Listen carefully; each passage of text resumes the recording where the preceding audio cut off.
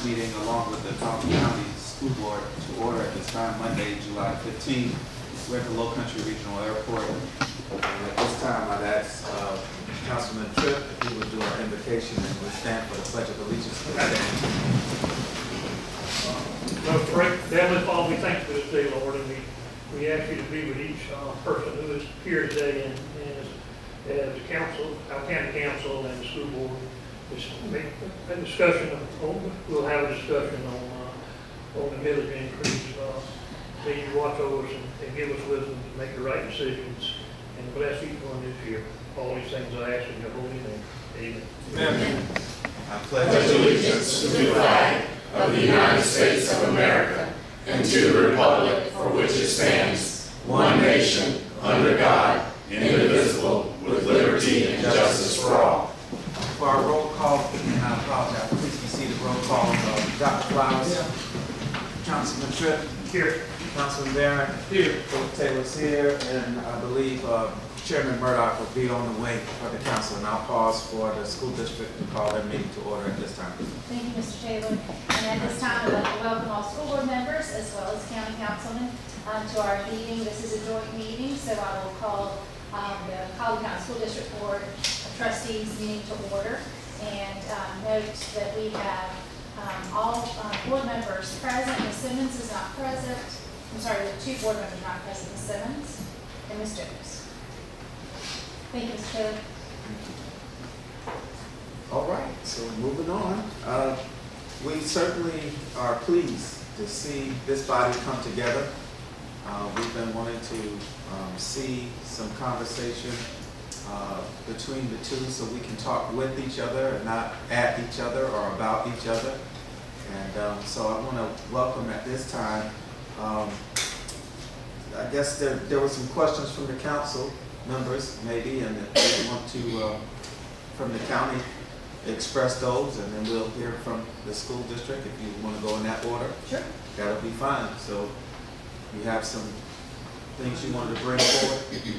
School district, school first. Okay, so you want to go school district to go first? Yeah, I can. Okay, please. I sent Jessica an email on my concerns and my concerns for how where that money was going. Also, what you were going to do with it. And I have 3 kids in public school, a senior in Colleton County High School, 2 K-5 in Hendersonville, and a 3rd grader in Hendersonville. And from what I can understand, 3rd grade is the most important grade there is as far as reading. And I just like, if Jessica, you just comment on, do y'all put, I'm asking, I think I'm going to ask you, do y'all, like 3rd grade, is that, do y'all, the teachers in the 3rd grade class all over the district, is that some of the best teachers in the school, or is that in the district, or is that, I mean? Right. Well, I can answer your question. So, first of all, I want to say thank you all for allowing us to come together to talk in unity so that we can provide some clarity to some of the questions that you do have. We did come before you, I think it was March 5th. Our board chair came and spoke during public input and provided information about the school district. And then on April 2nd, our vice chair came and gave some highlights concerning the school district. And then on May 7th, myself and our CFO, Mr. Ramona Barrett, who's here tonight as well, came and gave a presentation. And then on June 18th, our chair and vice chair, Ms. Strobel and Ms. Whitman, came and provided some additional information. So what I did is we composed a presentation for you with financial information in it. And then at the back of it, we addressed some of the concerns that were sent to me in the email. So that's how I did that. And if you look at the, if you don't mind, if you look at the presentation, and I'll just kind of go through, not the whole presentation, but if you look at the slide that says teacher salaries, look at that slide, because this begins the questions and concerns that you all posed to me. So the teacher salaries is the slide that's after that pie chart that's there. And just to give you some information, that pie chart just signifies how much of our $60 million budget goes to salaries. And then if you look at teacher salaries, I think one of the questions was, you know, can we specify that if the county council gave us a millage increase, can we specify that that money would specifically go to teacher raises? We did some research on that, and legally we cannot specify a particular account because, like I said, 88% of our entire budget is for salary and fringe, 88% of it. However, our CFO can sit down with your CFO and look at what they can do to ensure that that money goes where you want it to go, because we want you to be able to feel comfortable with having the school district pay our teachers, which is very, very important.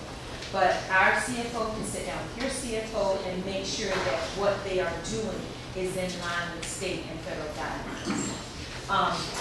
And as you know, that pay increase was mandated to us by the state. The state mandated that we bring our teacher pay up to a certain scale, and they fund 75% of it, and then we fund the other 25% of it. And we're asking your assistance in funding that. I hate to pause you for a moment. It's Please okay. let the record reflect that Chairman Murdoch is here. Thank you. And I apologize, I had the time wrong, thought it was 6. Can I get one of these handouts?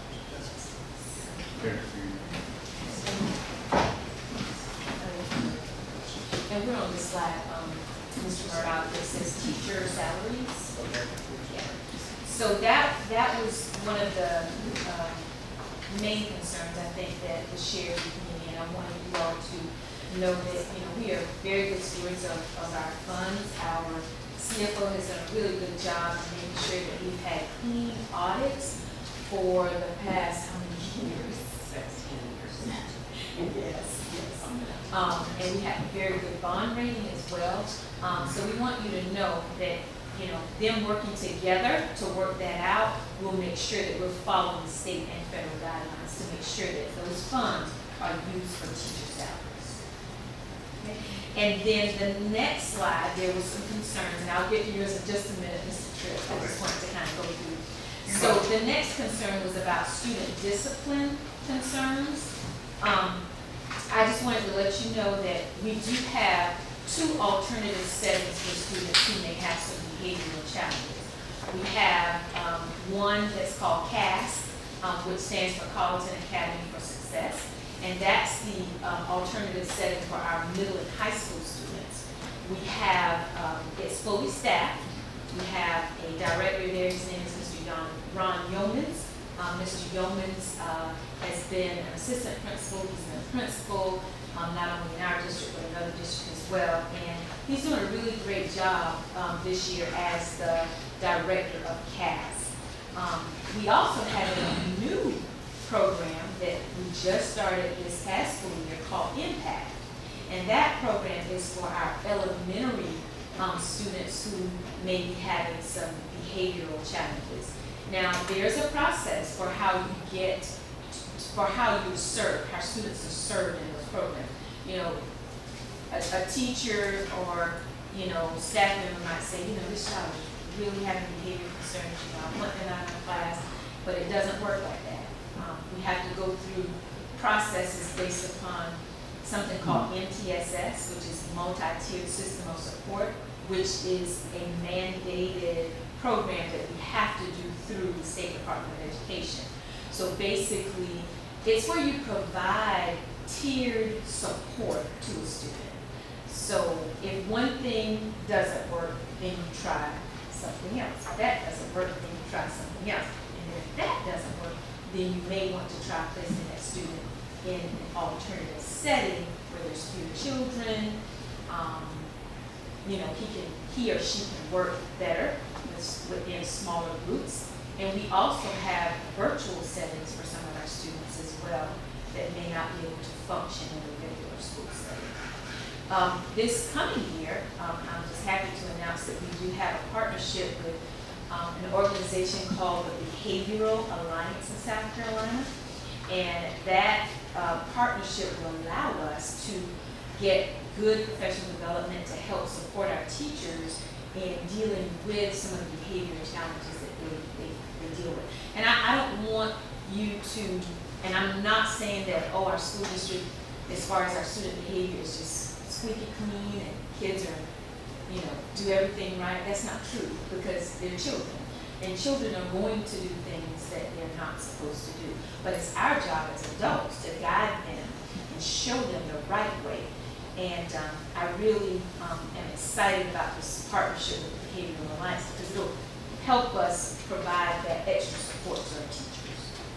If that's somebody like in Hempsonville, Uh-huh. if you don't move them out of the school, you just carry them to a different location in the school and work with them, is that what you do? Yes, sir, pretty much. We provide some tiered assistance to them, give them some additional support to help them with whatever behavioral challenges they're having. Because, you know, sometimes kids have issues because of their home. You know, there's all sorts of things that goes into the behavior of a child. It could be that their parents need some extra support, and we have social workers that work with families and mental health counselors that work with our students who need that extra support as well. Other questions that Councilman behalf of the district? Well, I'd like to ask, you know, when you got one child in the classroom that's disrupting, no child learns. And I want to know what criteria you use to pull that child out of that classroom where the other 25 or 20 children, how many in they can learn. Yes, sir. Because the teachers are very frustrated by the fact that if a child is sent to the principal or whatever they do, the child is sent right back into the classroom, and the child continues to disrupt the situation there. Right. So, you know, you come up with all these, every time you look around, we got a new program, we got this new program, then we go try something else. What's the cost of these programs? I mean, this is an issue. I mean, is it cost effective for these programs? Has that been addressed? The cost effectiveness of these programs, has the board addressed that problem? Has the board addressed that problem? So, if I may, Ms. Williams, Yeah. and please support my response as necessary. One area that we've heard from within our school district is the need for an alternative program for elementary students. Mm-hmm. The program that Ms. Williams was just talking about, with the alternative program is typically for ages 6th grade through 12th grade. Mm-hmm. And this year, in January, we started a pilot program for elementary students who had issues that needed to be addressed in the alternative setting. So, to your point, the one student that may be disrupting the learning of the entire class.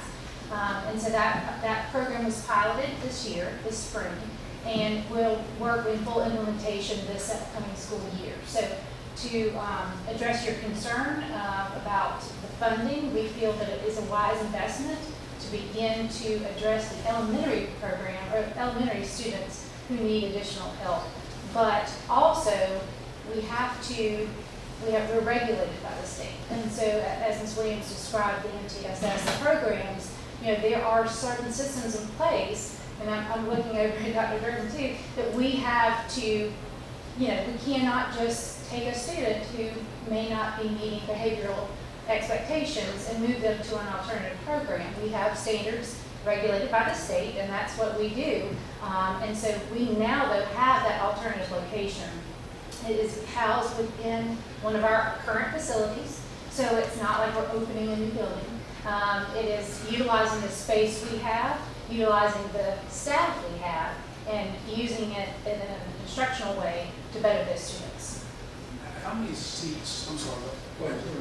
How many seats do we have available in both of those now? How many seats? I know we were very limited before, but have we increased the number of seats?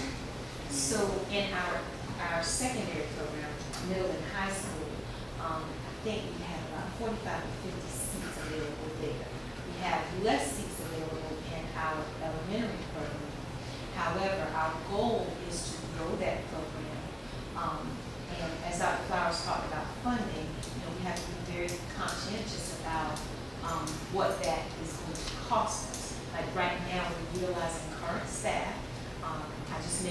decisions to relocate some current staff and place them in that position to save the district funds, so we didn't have to hire a new director of the program, a new teacher, utilizing a teacher that we already have as well. So hopefully, we'll be able to expand the program a little bit more as conservatively as we possibly can. And we are targeting those kids that really need that assistance the most.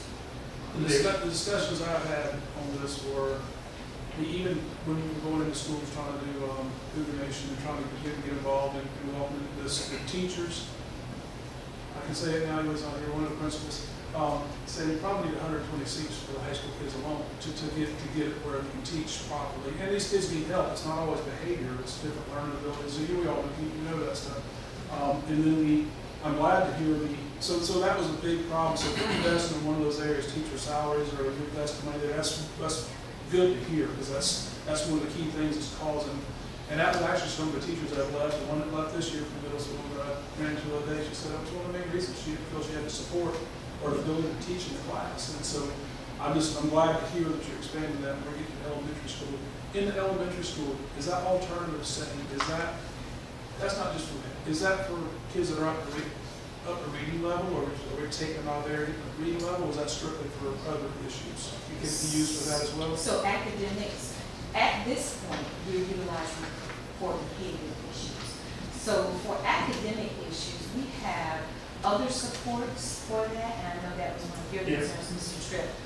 We do have reading interventions, because I know that your concern was about the reading levels of our students. So we have reading interventionists at each one of our elementary schools. So say if a child scored a certain score on an assessment that we use to see where their reading level is, then that child will go and they will work, the reading interventionist will work with that child to bring them up to where they need to be. Sometimes it's not as clear cut. You can have a reading interventionist working with the child, but you have to have that parent and that family and that home connection as well. Parents have to give as well.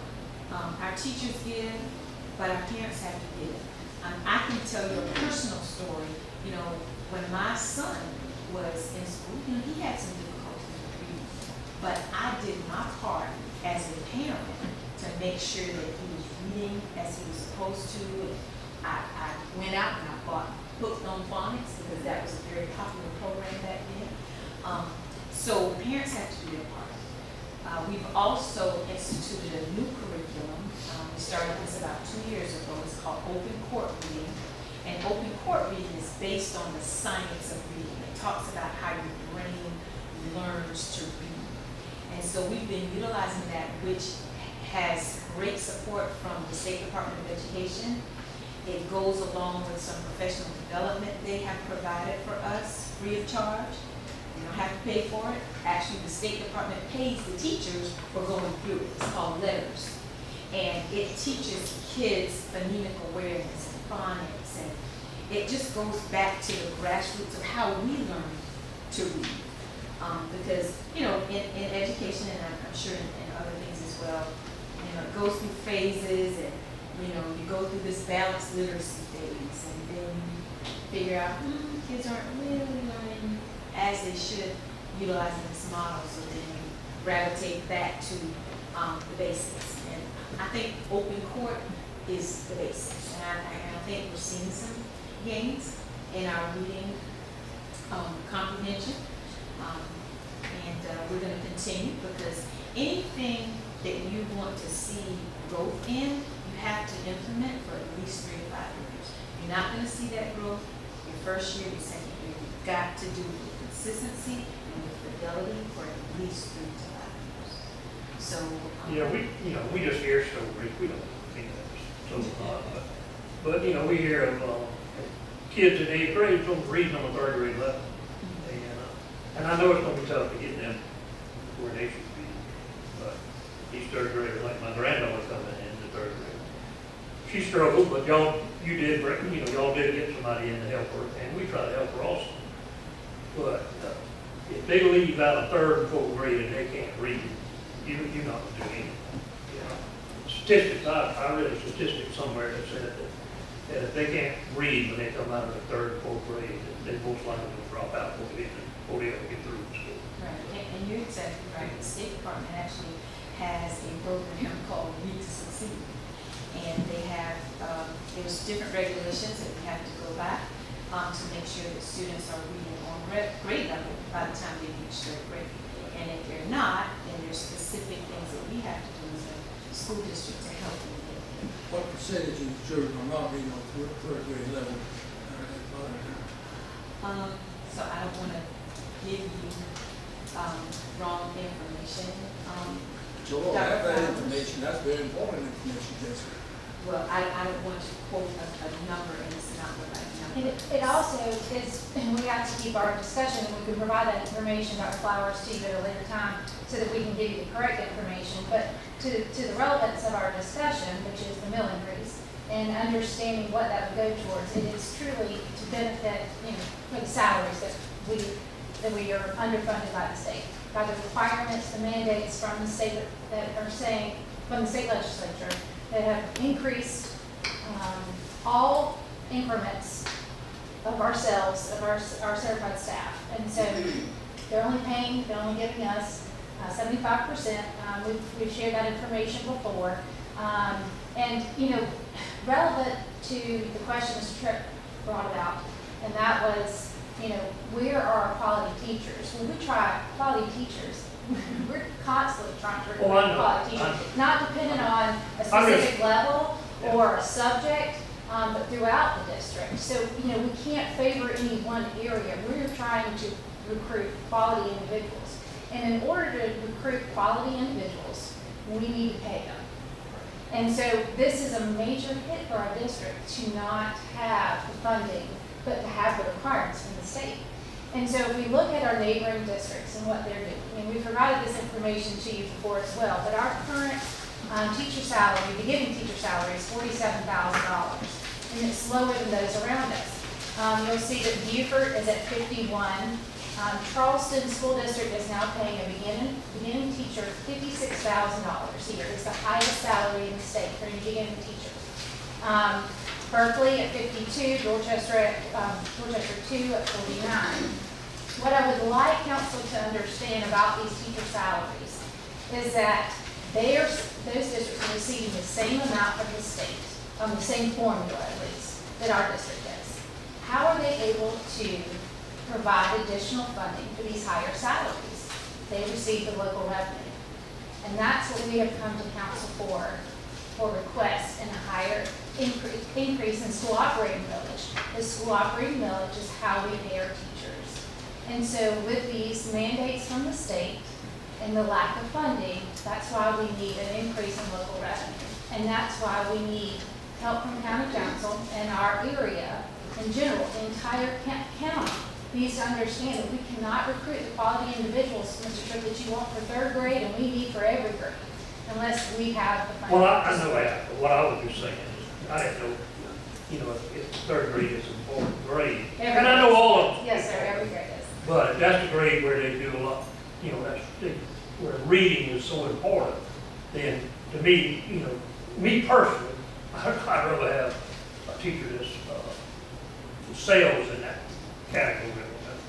And I know that's hard to get too. Yeah, and me personally, I need a fifth grade teacher. I mean, that's what my kids are. So, you know, but we have to look at all. But we're trying to understand. That's Yeah. what we're trying to do. We're not trying to, you know. But I just We want don't to want show people that to try. We relevance, just yeah. trying to And so, understand. you know, how we're recruiting our teachers, and it's harder and harder when the salaries increase all around us, and we can only do what we can do with the money the state provides us. If I can, I just, there's probably no one on the school board that is more physically conservative than I am. And I don't want to look at Ms. Ramona because I know I draw her ire all the time because I question every penny that our school district spends. And I don't want to have to come to county council and ask for more money. But the bottom line is the state makes these mandates and puts them on us, but then refuses to fully fund them. So whenever they say you have to do this, well, we're only going to give you 75% of the funds in order to do it, we have to come up with additional money. And, you know, the whole saying about, you know, trying to draw blood from a turnip, we can't do anything else with what we have. We have to find another funding source, and that's why we're, you know, very humbly coming to you guys and saying it's not that we have all these grand projects that we want to do with more money. We've been mandated by the state that we have to increase teacher salaries on top of everything else that we have to do. So, Please, I'll say this, please don't take us as us, we're not begging us for money. That's not the way I'm doing this at all. We have to answer to the citizens that we are getting. Y'all give us a hard time, as you should. You should ask for your money, and advocate for your position and advocate what you're supposed to do. But we have to go back to the citizens of giving us a bid. And they're concerned and justify this. So having this meeting is so informative. We can go back and say, hey, we're starting other alternative school programs. So that's one of the biggest problems that I'm hearing from teachers and parents when we get them out of it. And to know those teacher pay, we know that. And so being bold is one thing. You know, doing the same thing we've been doing forever doesn't work. In business, I'm not afraid to take a chance. I'm not afraid to bend the line a little bit and push it. So if we got to get these kids through these processes to get them into the alternative school setting, be bold, ask forgiveness, go to the line and do it as quick as you can. Don't be scared to do it, because that's why you're losing a lot of good quality teachers. That's been straight from their mouth. We cannot teach. Our passion is teaching, and we're not able to fulfill our passion anymore. We're not doing it for the dang money, but we just can't stay here. We can't, and that's over the last couple of years. You guys are doing this because you're getting paid to do this. I know that, but your passion. I know you guys volunteer for this. Believe it or not, we volunteer for some of this stuff we have to deal with because we have the best interest of our county. And that's all we're asking is to be able to go back to our constituents and say, hey, they have a bold new agenda. They bring in new talent. You know, we're bringing in new people from different places to try to tackle this thing. So the alternative school setting helps because that's something they really need. Being bold with your agenda and going after it. And I'm going to say this, just I'll get this one moment at it. Audits can tell you the money hasn't been misspent. It doesn't necessarily tell you it's spent in the right places. And that's where the concerns from the constituents are. And that's what we have to go justify. And guys, the surrounding counties, they ask them to bring local money in. They have a lot more money than that's most of them. Charleston, they have $1 billion school, but you know, so it's the industry. We're working on that. We're trying to get some more of that here. Please, we're not asking you to beg us for the money. I'm just looking for justification to go back to the community. And I'm so glad we have this meeting for those reasons. So that's how I'm doing it. I will say that, you know, I respect that, knowing that you have constituents to answer to, as we do as well.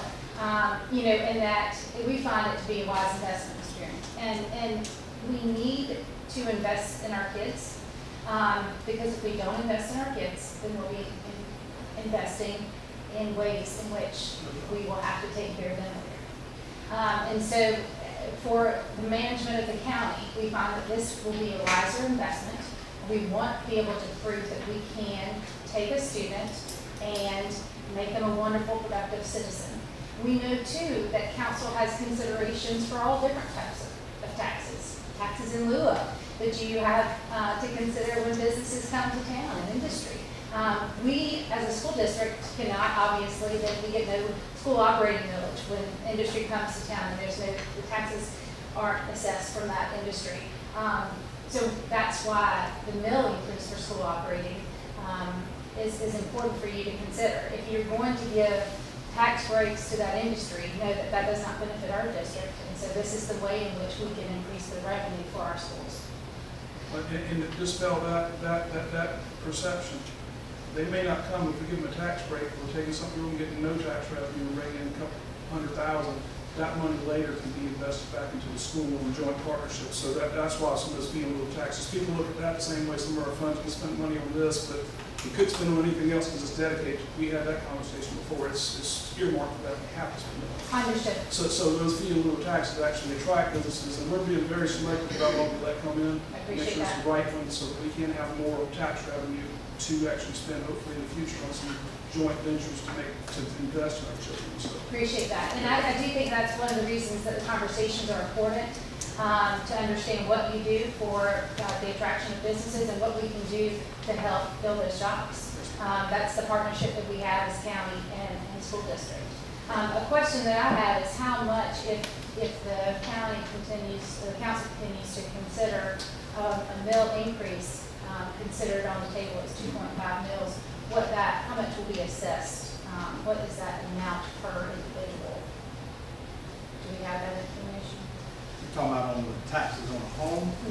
Well, It's, we've got it right here, it's right here in your agenda on the second page. If you have an agenda, on your second because I know page. that that's an issue for councilmen to consider, is how much of an increase that Right. 2.5 mills would have. It's on there, and understand now, this is only on 6% assessed property. So in other words, people that live in their home, are exempt, so they don't pay it anyway. Right.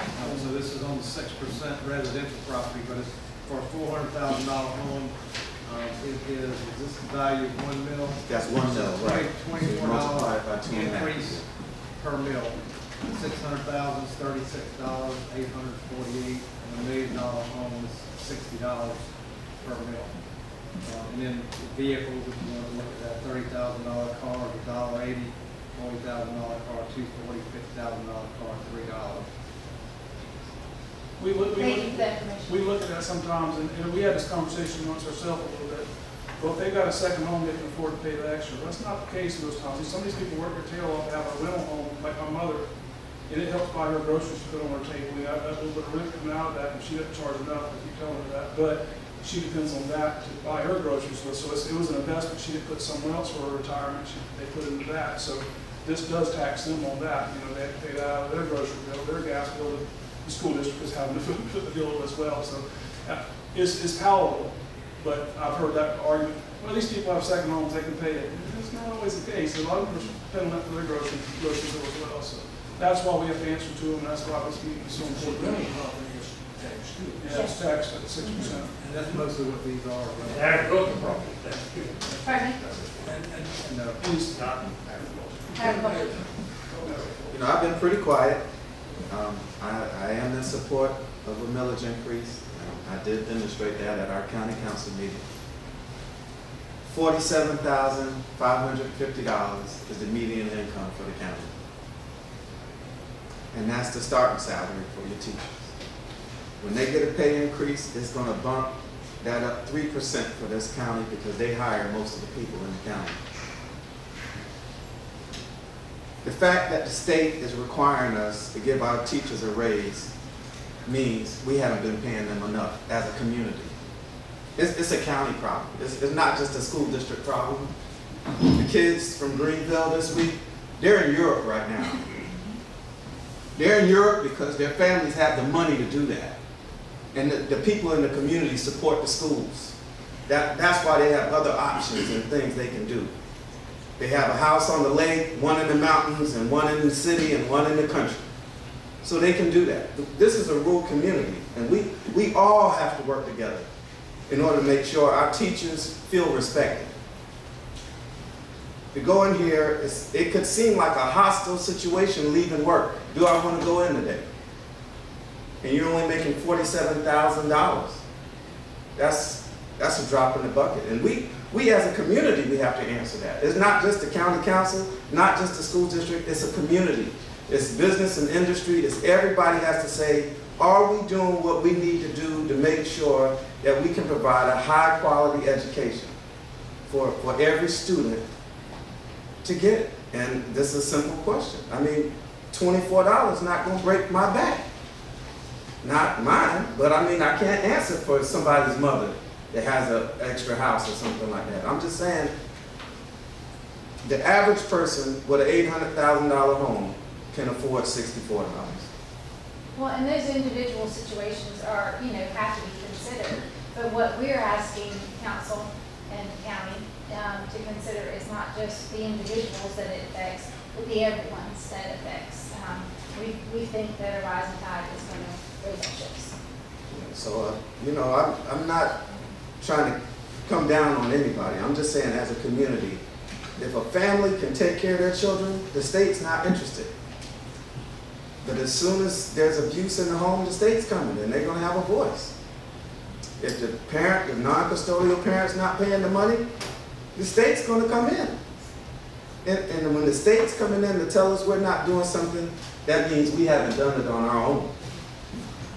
And we got to figure that out. We got to figure out how we can have a robust education system for this county, where business and industry is supporting, where the community. What happens with PTAs and PTOs when these questions should be in a PTO meeting? I mean, PTA meetings. Are these things happening? Are there PTOs and PTAs still existing? Yes. Yes, and This is where the rubber meets the road, when the parents and the other parts of the community come in and they're at the school in the evening and they're asking these tough questions right here. What about my third grade teacher? Because the 60-day mark, kids really start getting suspended in October. Okay, and it's all about ADP, it's about money, right? First day of school, most important day, right? You know, so, I mean, how the title funds and all of these things could be in jeopardy. I mean, Title I funds could be in jeopardy in the next couple of months. But we as a community, we're gonna have to figure it out. If Title I goes away, what are we gonna do? We gotta be able to figure this out. And if we can work together on the small thing, I feel like this is small. It's not $1 million we're talking about. Are we talking about $1 million? We're talking about 600 grand? What is the equivalence of the 2.5 mils that the county is considering? I mean, we won't know exactly, but it's not $1 million. It's not even one bill, it's 223 instead of those 4, so 2.5 times that. So less than $500,000. A little more than $500,000. So, Go ahead, Mr. Chairman. first, let me apologize again for being late. We always meet at 6, so I'll at 6. And I have to admit that I drove the council chamber. My son drove me because I wouldn't have my vehicle. Anyway, I kind of echo a little bit of what Philip said. You know, we did propose this at the last meeting. You know, the improvement of schools and education and bettering our community should be a collaborative effort between leaders. And whether we like it or whether we accept the responsibility or whatever, all of us sitting around this table are leaders. And we have to, now, everybody has to answer to their constituents. And I understand the concern that some folks have. And I read Councilman Tripp's thing about, you know, although I actually disagree a little bit, but inflation is going down, but we have what we call disinflation, where prices are not coming down. It goes back to economic class. But anyway, we are in an environment with high prices, but most of the folks that, in my opinion, that get impacted by that are the homeowners who are already exempt. I don't think this is an onus burden that we're putting on the folks in the community for a $2.5 mil increase at all. And, you know, we have a vested interest as well. And that's our job as leaders. You know, we have to lead, not follow. When the constituents come to us and ask us questions, we have to explain to them why we made this decision. And, you know, our economic development recruitment, all these things are directly related to whether or not the school district succeeds or fails. And whether we like it or not, public education is always going to be the cornerstone of education. Now, some people believe that, you know, we should have more school choice, and their intent is to take money take taxpayers' money and divert it to really private schools. Let's just be honest. You know, now, ironically, those same people don't want to give me a tuition break for my college tuition, but for some reason, it's okay to pay private school tuition. But irregardless, public school is always going to be the cornerstone. We have to do something to try to improve it. These meetings are helpful. Now, we come in here. I don't go to the school meetings. I'll be the first to admit. Some council members have probably attended more than I have recently. But you know, we all are busy, and you're doing your job, and it's really not my job to look over your shoulder. We have this situation, obviously, where we have such a millage rate, so that's why we're at the table and we're having this discussion. But I don't think what we're asking here, when you look at these teacher salaries compared to not our peer group, but the counties around us. I mean, we are low. And something has to be done to address that. I mean, that's just a fact. We're going to be behind, we're going to continue to get further and further and further behind. And so I'm very much in support of the increase in the millage, 2.5 mils. There hasn't been an increase since 2019, I think. So I don't think that as a council member that I'm putting some burden on the taxpayers that, you know, it's been a while since there's been a millage increase to the school district. So I'm in favor of it. Now, obviously, there were some things that y'all probably discussed before I got in here. I got in here on the end about the discipline and the safety and the learning environment. And those are things that I've been on council 26 years, and we were talking about those the first year I was on council. So, I mean, it's not, and we'll be talking about them 26 years from now. Because, you know, life changes. And one of the reasons that probably kids, even some of my kids, have problems, you know, they probably didn't read at the level I did, is because of this thing right here. They don't read anymore. They watch videos, they watch TikTok, and they watch Snapchat. And so kids don't read anymore. That's just a fact. But it doesn't mean we have to stop trying. COVID was another thing. You know, we're still feeling the effect of COVID.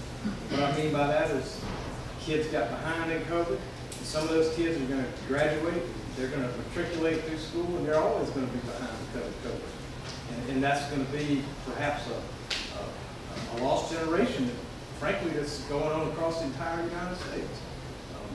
So, you know, we're not any different than some of those districts are, other than, you know, we're a more rural district, and we don't have as much parental involvement as some of the other areas have. As far as staffing, you know, I would encourage the school board to continue to always assess your staff, the needs of your staff. You know, one of the things that we hear, whether it's fact, fiction, who knows, we always hear that, you know, that you're top heavy at the top. And when we sit down and talk about it, sometimes we can start digging and find out, well, maybe the situation's not what we were led to believe. But the board, you need to continue to assess those things, whether you in fact are top heavy at the top of your staff. Financial management, you know, I was actually very pleased to see that you actually have a fund balance now, which is has not always been the case. And now you need to invest that fund balance wisely, particularly while we are in this period of high interest rates, and try to recoup as much money as you can on that fund balance. But the district should try to maintain some level of fund balance going into the future, just like we do. I think, you know, I think that was a very positive thing that you now have a fund balance. Future plans, you know, I'd like to see the district look at something in the way of a magnet school at some point in the future, doing some other things, and, you know, see if you can't try to create more opportunity for some of the kids, particularly ones that excel. But, you know, again, I don't think that 2.5 mils is an onerous burden on the taxpayer. Granted, yes, there are folks out there that are struggling, but a lot of those folks will not be impacted by this. And I just think that we have to do this to support. And we're not, you know, we sit here and say, well, we have to do this to support the school board. We have to do this to support ourselves. We've got to get economic development going in the right direction in this county. We got to get jobs. We got to get kids trained that's going to be ready when they get out of high school to take these, you know, tech jobs and do these things that our industry is requiring. Right now, you know, we don't have that. So we should be working with the district, you know, closer than we have been in the past, trying to see if we can't get things going in the right direction. So that's my 2 cents. Oh, yes, I've kept my mouth shut long enough. As a citizen of Colleton County, I absolutely despise writing that check every year to pay my taxes, because I don't want to pay any more property taxes. I pay taxes to death. So I'm one of those people that are going to be calling y'all every time my taxes go up, because I have an extra property that I rent, and that's going to cost more money out of my pocket. I understand that side of it. completely. Flip side of that same coin, I also benefit from the public school system because my child's getting a free college education because he goes through our public school, and our public school provides an opportunity for him to get a 2-year degree before he graduates high school. So I get to see both sides of the same coin and why we're here tonight. And what I'm hearing tonight is not, I don't think I think we dodged the elephant in the room the whole time we've been talking. We're not here to discuss teacher salary. I think every one of us in this room would agree if we can pay our teachers more, we pay our teachers more. That's not why we're here. I think that, you know, for whatever reasons, money's been spent in the past and people don't agree that it's been spent in the right manner. I don't agree that it's all been spent in the right manner. If y'all watched the way I voted throughout several of the meetings, I voted against a lot of the spending, and I've disagreed with things that have been spent in the past. So, you know, for me to come here tonight and say, hey, just give us the money and trust that we'll spend it, that would be foolish. For me to say, hey, y'all should just give us money and trust that we're going to do the best with it. What I will say is that if you've watched over the past several months that we have been cutting on our spending, we have been trying to make changes in the right direction. We've been trying to make improvements. Even some of your concerns that you addressed as far as education and behavior, you'll see that we've cut our fights in half. So we are making improvements, however small they may seem. And I know the community's going to talk and fuss and carry on, but I think what this all boils down to is how we spend our money. And what I will say is that I don't 100% agree with how we spend our money. However, what I'd ask, is that you consider the request from the school district to at least, consider what we're asking and give us, put a little trust and faith in the fact that we are trying to make more fiscally responsible use of our money with the board that we have currently. And if this time next year it comes around and you feel like we're still not doing what then we can come back to the table and you can say, hey guys, they're not, y'all didn't do what y'all said you were going to do last year.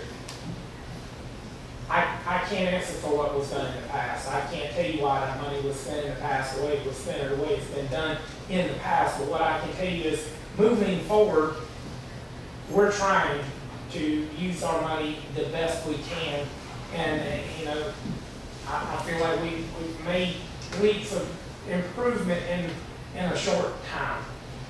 So I understand where y'all are, very much so, because like I said at the beginning, I don't want to pay any more taxes. I despise paying taxes.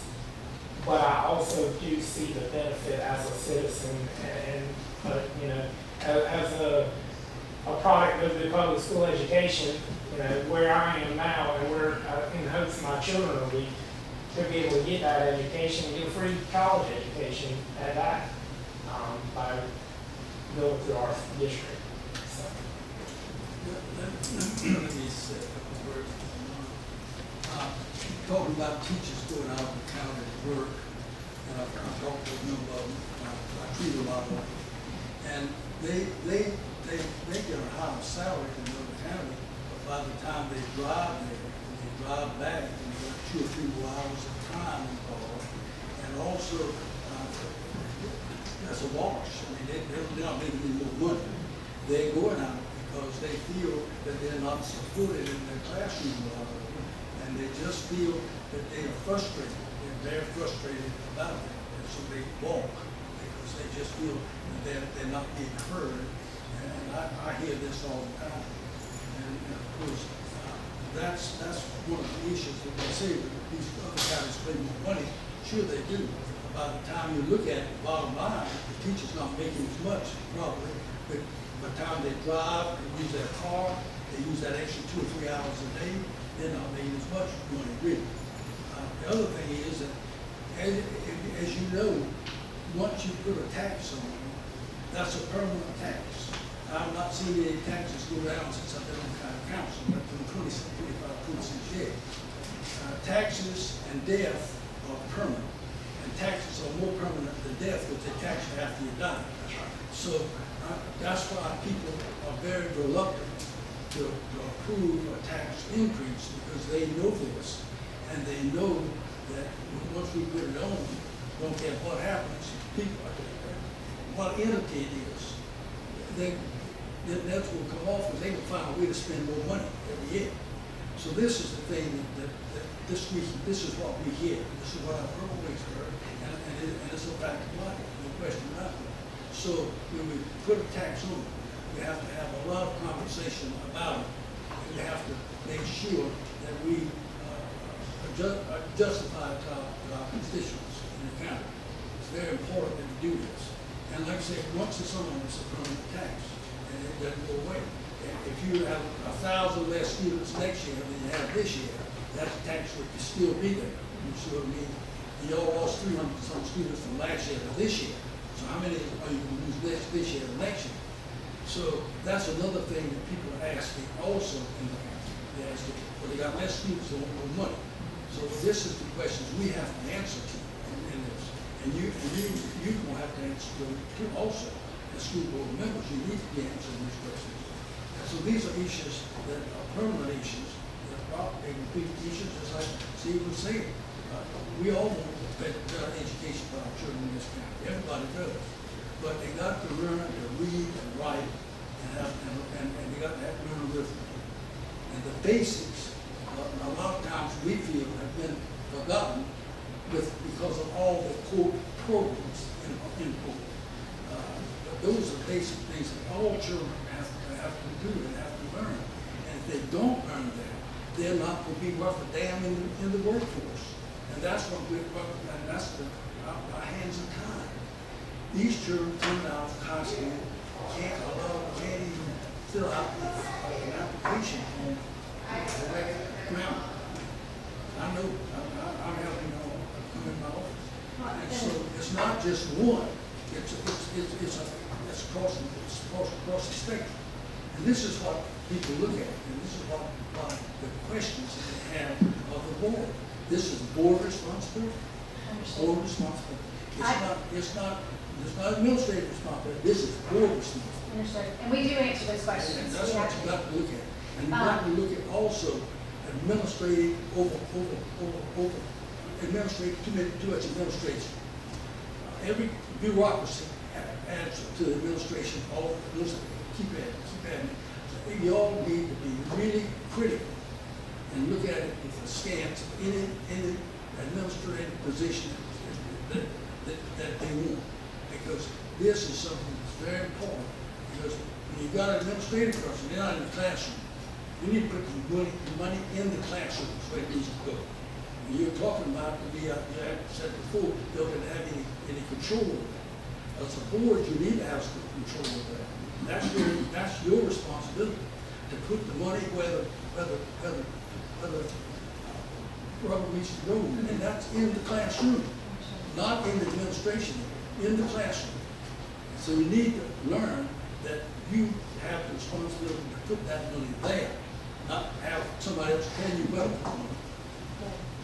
Dr. Flowers, if I can, I am the chairman of our policy committee. Right. And I keep every school board training that I go to, they tell us that the only thing that we can do to have any say in anything is through policy. And so I'll just tell you, our policy committee, just touching on what Mr. Staudinger said, some of us on the board haven't even been on the board for 2 years.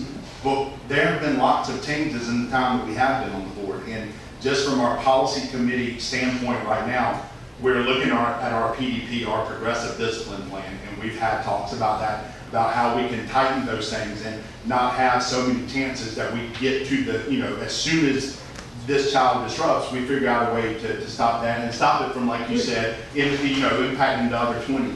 We've also talked about the new cell phone policy. There's, the governor has made a thing, so we think now is a good time for us to even tightened our cell phone policy even more. So many counties have outlawed. And that's what we're looking at because of this new thing. We can blame it on the governor and not blame it on us. School board, that's an option you can do. Yes, sir. And that's what we're looking at. And my point in saying that is, you know, as Mr. Stivner said, we can't address the things that have done in the past. I just want county council to understand that we are doing everything we can, and we're going through policy, which is the one way we can affect change, to try to look at some of these things and make sure that we don't repeat some of these past mistakes that maybe we have made, right? And we're trying to tighten the reins on everything. So not only our budget, but also for our teachers. I work in a neighboring school district, and unfortunately I see that a lot of our teachers from here go to neighboring school districts, right? But through our policy changes and tightening up some of the discipline, tightening up the academic standards, tightening up the accountability of our staff and those kind of things, I think if county council will trust and put a little bit of faith, I think the board is doing our very best to move forward and tighten up maybe some of the things that maybe have been a little bit loose in the past, but we're trying to make those changes now in the way we can through policy to kind of tighten things up. You know, I'm a product of the public schools in Colleton County myself. Me too. Graduated from Lodge High School, and that was a long time ago. But I'm gonna tell you this, we have 15 to graduate, we have 2 physicians, a veterinarian, a minister, and 4 teachers out of that 15. And so, and we had to bring in the wood for the wood stoves, and we didn't have all the labs and that kind of stuff. But I'll tell you what, you learn reading, writing, and arithmetic. That's right. And you learn those 3 things, you can go through life well. I agree. So, Jessica, reading, writing, and arithmetic. Okay? That's the basics. I really, I mean, I'll be honest. What other governing body has constituents, and I'm talking about your students, where you got to provide them transportation to get there. You got to feed them 2 meals while they're there. You got to make sure they're safe and secure while they're there. Now you got to provide them with mental counseling and everything else while they're there. Then you got to transport them back home. And then if they still don't do everything right, you take all the blame. So I realize y'all have a tough job, no doubt about it. And it's wholly different than what we do.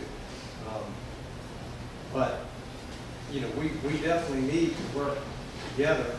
And you know, we can go around this table. We're going to have 12 different opinions on how we do anything. But you know, teachers, you know, God bless teachers. You know, my wife is one of them. But you know, they have to. We expect them to go in the classroom and do things and provide security for kids that even the Secret Service can't do at a rally. So, I mean, you know, we put a huge amount of responsibility on these folks. And, you know, so they very much deserve our support. I'd like to comment just a little bit on this, just a little bit into this. Thank each and every one of you for what you did. I mean, it's not taken lightly, and I know this. Like I said, I didn't want to come here tonight to beat up on each other or to be adverse. This is doing what Steve said earlier, and I'm not emphasizing what Philip said either. You know, if we give 10 minutes to you right now to fix the problem, then let's put our head on the chopping block. Let's do it. You know, if that would truly, if these kids need our help, I get passionate about it. Kids are, you know. But having this meeting tonight, having these conversations is something we've been talking about doing for a long time. As a community working together, us doing this builds relationships. It builds those building blocks we need to grow further. So I appreciate the time you took. I know it was hard to pull this together for all the staff too. Thank you all. But we need to build those relationships, and that's what this is about. So us being leaders and pulling together. I view this as our duty of being leaders coming together. So this has helped me a lot with the things you told me tonight, if I can take back to the constituents and argue for why we do what we do. Again, 10 minutes, let's do it. If it fixes everything today, let's do what we got to do to take me out one shed out of here. But yes, let's start here, and thank you all for taking time to do this. You know I support personally in different ways, and we have more coming in that level. And this is just me justifying this to my constituents and be able to go back to them, look in their eyes and tell them, hey, yes, I think it's moving in the right direction, not just I'm taking a chance. You know, we have information we need. I have information I can give you. Thank you. If I should just say before we end, thank you for giving us the opportunity to have this open dialogue. One of the things things that I have really worked hard is bringing our community together. I've invited all of our city councilmen, county councilmen to our meetings, our stakeholder meetings. I know we had a meeting where we started a lunch buddies program, a mentor program for our kids, and I just want to thank you for supporting us and coming to our meetings and learning more about our district, because like you said, this is where it starts. We have to come together, talk with each other, and not talk about each other, so that we can support. And remember, it's all about the kids. It's not about us. It's about the kids. And y'all do, you know, I don't envy y'all job at all, but y'all do a great job. And, you know, we have 3 in public schools. I try to keep up with what's going on. That's why I come to school board meetings. But my oldest one was a senior at Colleton County High School. She had been from Black Creek all the way through Colleton County High School. And she's an excellent student. She's had teachers that really took time with her. And that's a reflection, maybe not of some of y'all here, but y'all knew, but that's a reflection of the school district. And she dearly loves Colleton County School District. And but we appreciate everything else they do. And we behind it 100%. But we have to have something to go back out to. I hope tonight answered some questions. I feel that some of the questions may be something we can bring back to you. Dr. Powers mentioned a few that we can, some statistics that we can get back to you on.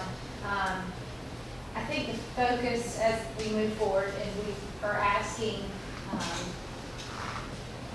humbly for your consideration, is that you understand that we are mandated from the state legislature to increase the sales of our certified staff based on the years of experience and their education levels. This is the hand we've been dealt. They have dealt 75% of that funding to us. We have to come up with the 25%, and that is the amount, this millage increase that we have requested, will go towards. It will go towards the salaries of our certified staff. And we want y'all to keep that in mind as you make this considerations moving forward. And we'll provide that information to you soon, and appreciate the opportunity to conversate, to have discussion, and to show appreciation for the work that we all do. One thing we understand is unfunded mandates. Yeah. 3 weeks to school starts. That's crazy. It starts August 5th is the first day of school.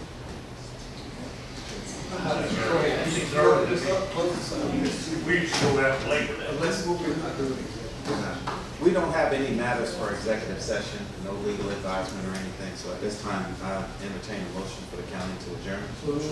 Second. Properly moved and second. Are you ready for the question? Hearing none, all in favor say aye. Aye.